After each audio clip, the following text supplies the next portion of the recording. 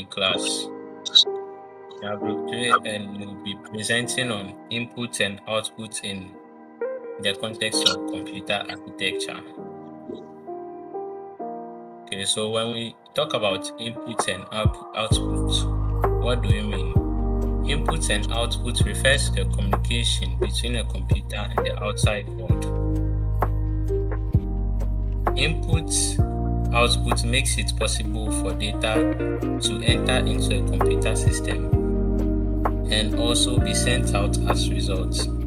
It is critical for three main reasons: user interaction with computers, data transfer between devices, communication with external systems.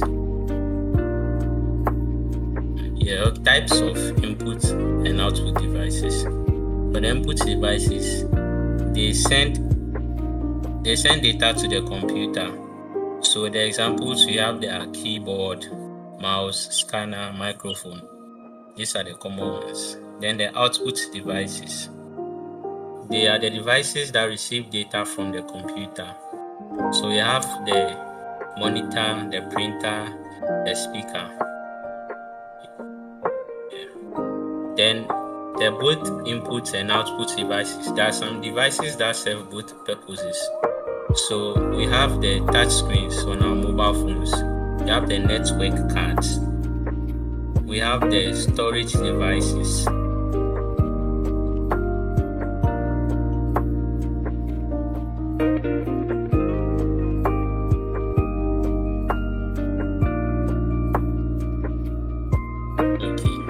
So the input-output subsystems.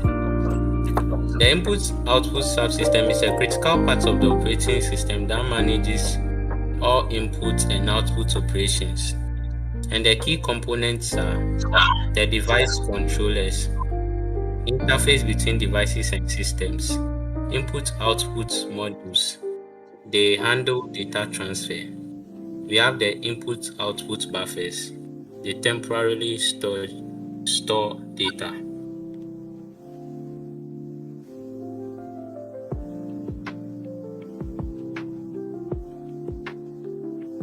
Okay.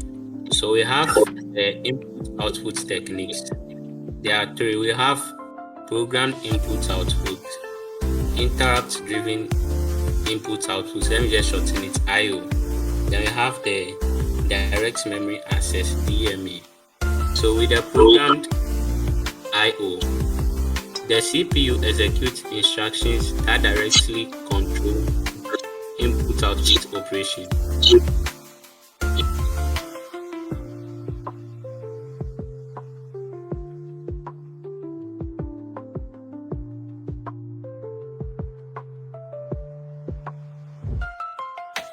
So with the interrupt-driven, the CPU initiates input and output and continues other tasks. The device signals CPU with interrupt when operation completes. The direct memory access. Special hardware that transfers data between memory and I/O device.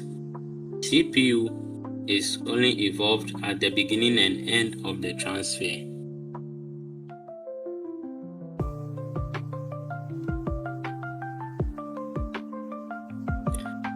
We have the input-output interfaces and ports. So the common interfaces, we have the USB, that's the Universal Serial Bus. We have the SATA, or also known as the Serial ATA. We have the PCIe, which is the Peripheral Component Interconnect Express. So the common ports, we have the parallel and the serial port. You have the HDMI port. You have the Ethernet port. Okay, so we shall compare the memory mapped input-output versus the isolated input-output. There are two main methods of accessing input-output devices. Now, with the memory mapped input-output, it shares the address space with memory. It uses same instructions as memory access. Example, the graphics cards in modern personal computers.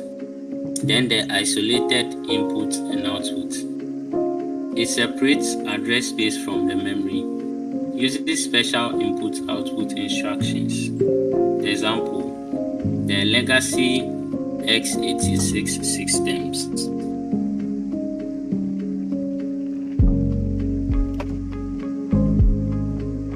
The modern input and output technologies. So in short,